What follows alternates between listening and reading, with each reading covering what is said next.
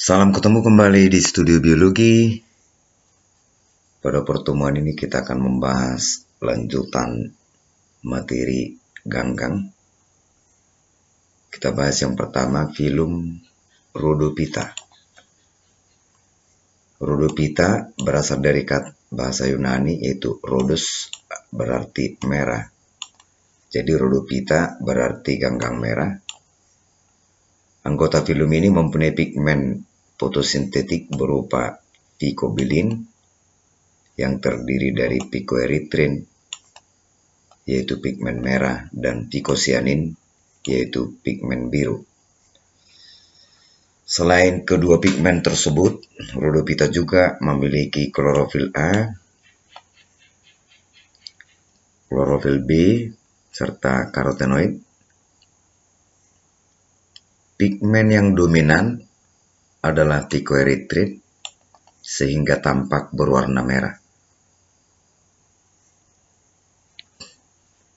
Nah, peranan ganggang merah bagi kehidupan manusia adalah menghasilkan agar-agar dan keragenan. Keragenan banyak digunakan pada industri makanan, industri farmasi, dan industri kosmetik, yaitu sebagai bahan pembuat gel, pengental, penstabil, dan emulsifikasi.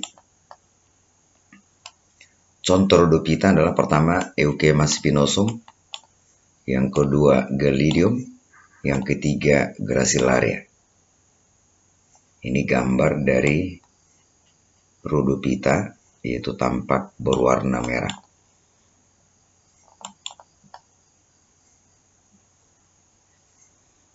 Berikutnya adalah Phaeophyta. Phaeophyta atau ganggang coklat memiliki talus dan ganggang ini bersel banyak, tampak menyerupai tumbuhan tingkat tinggi. Disebut ganggang coklat karena ganggang ini berwarna kecoklatan oleh adanya pigmen fucoxanthin. Jadi fucoxanthin ini merupakan pigmen yang dominan. Tentu ada pigmen lain yaitu klorofil A, klorofil C, dan beta karotin. Contohnya Sargassum, Fucus turbinaria, dan laminaria. Manfaat ganggang coklat yang pertama menghasilkan iodin yang digunakan untuk mencegah penyakit gondok. Kemudian makanan suplemen untuk hewan ternak, lalu menghasilkan asam alginat, berperan dalam industri tekstil dan industri kertas. Nah, asam alginat juga berperan dalam industri makanan yang dimanfaatkan sebagai bahan pengental, misalnya pada pembuatan es krim dan pasta gigi. Alginat dalam bidang farmasi dimanfaatkan sebagai pengemulsi, pemadat, dan pembungkus kapsul, bahan pembungkus kapsul itu.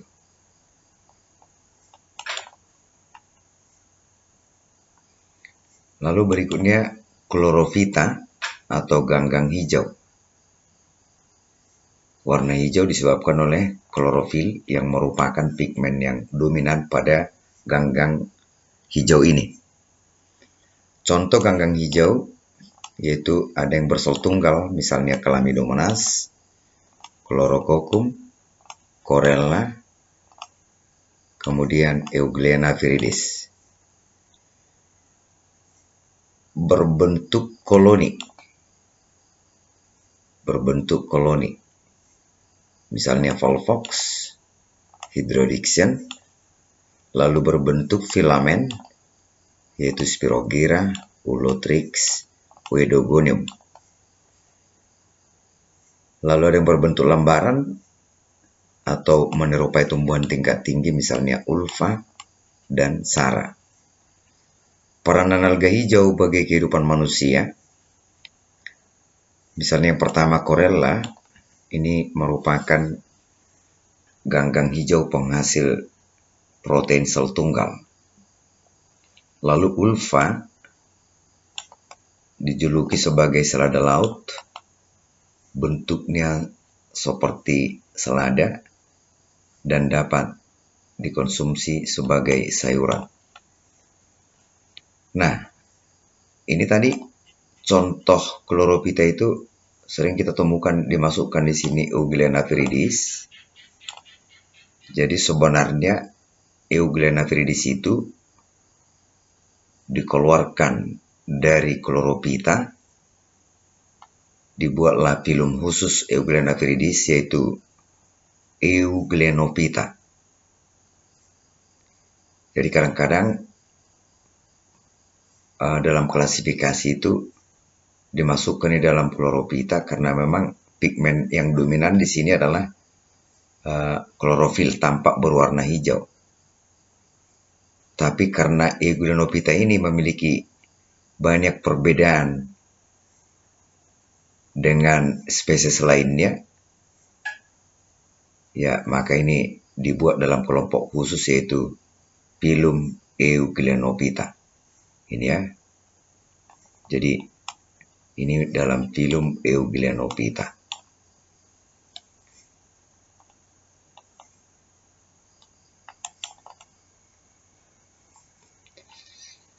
Nah, ini gambar dari Chlamydomonas, memiliki 2 flagel, juga memiliki stigma, bintik mata, memiliki bintik mata. Lalu ada pirenoid, ya. Ini gambar dari Chlamydomonas memiliki 2 flagel. Ini gambar dari Ulva atau dijuluki selada laut. Ini volvox, ganggang hijau berbentuk koloni. Jadi ini semua koloni-koloni ini ada, ini semua ini. Ada koloni-koloninya. Ya, ini berkoloni. Ini ada koloninya. Ini berkelompok. Semua kelompok-kelompok ini. Itulah apanya volvox globator. Nah, lalu kita bahas tentang yaitu reproduksi alga. Bisa dilakukan melalui 2 cara. Pertama secara aseksual atau vegetatif. Ada 3 cara. Pertama itu pembelahan biner. Terjadi pada ganggang bersel tunggal.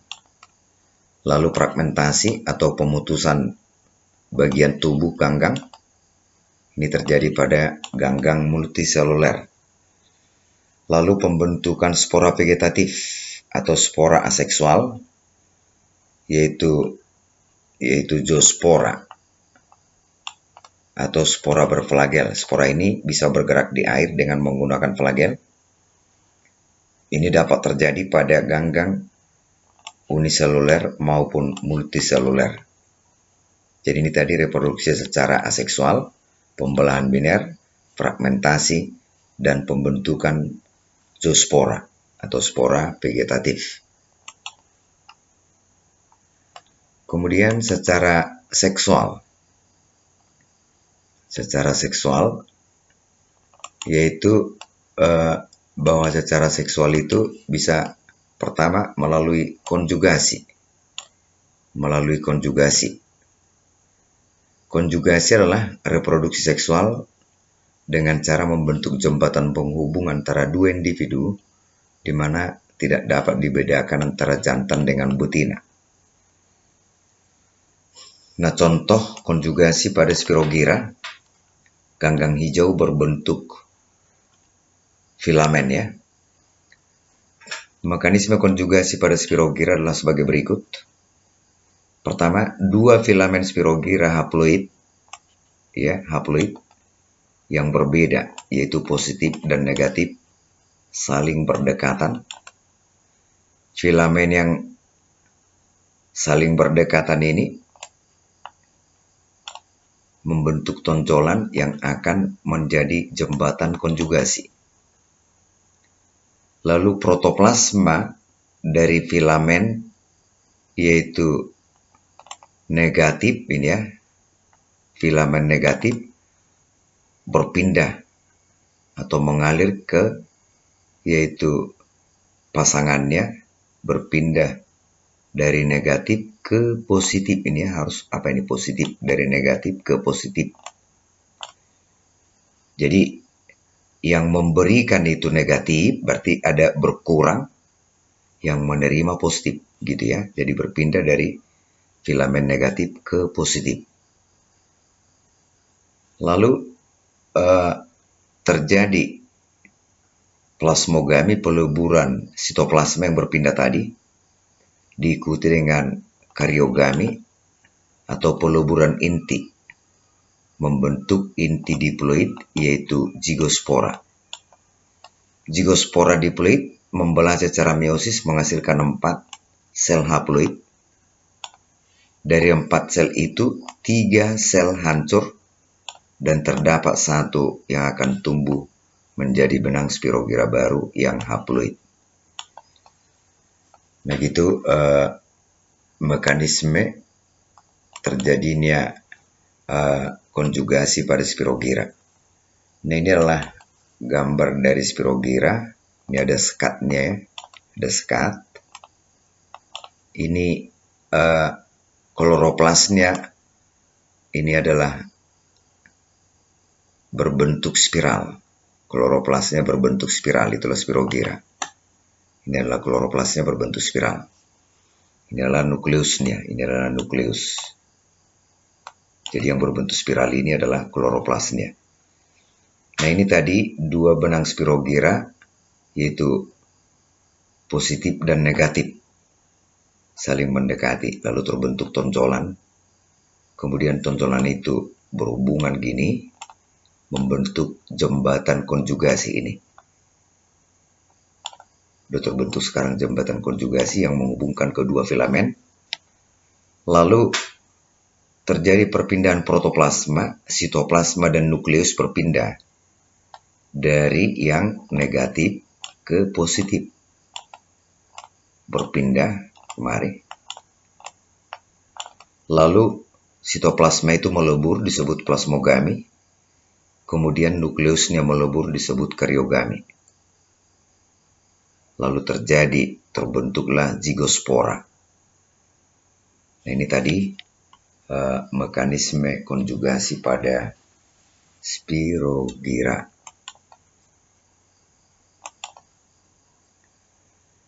Nah lalu yang kedua, reproduksi seksual dilakukan dengan singami atau isogami. Singami atau isogami adalah peleburan antara 2 sel gamet, di mana gamet jantan dan gamet betina sama bentuk dan ukurannya. Jadi nggak bisa dibedakan, sama bentuk dan ukurannya. Jadi bentuk dan ukurannya sama tetapi berbeda jenisnya. Ada jantan, ada betina. Nah, peleburan gamet jantan dengan betina menghasilkan zigot diploid. Ya, zigot diploid. Contoh yang melakukan isogami adalah ulva.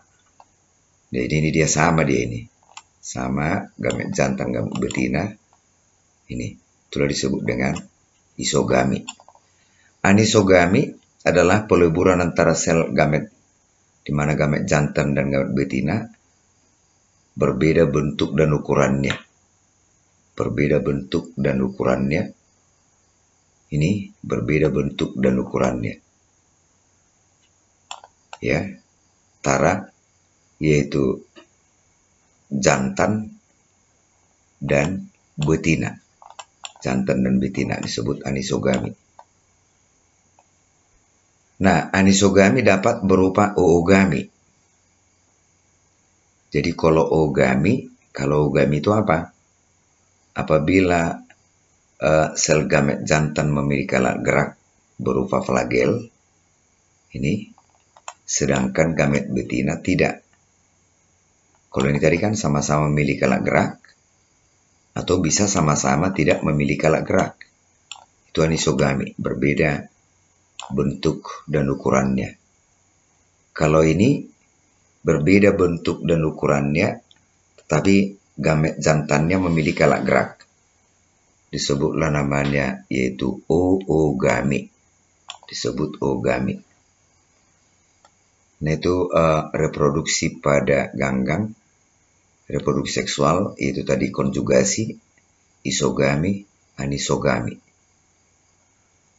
Nah, demikianlah pembahasan kita tentang protista mirip tumbuhan. Atas perhatiannya, saya ucapkan terima kasih.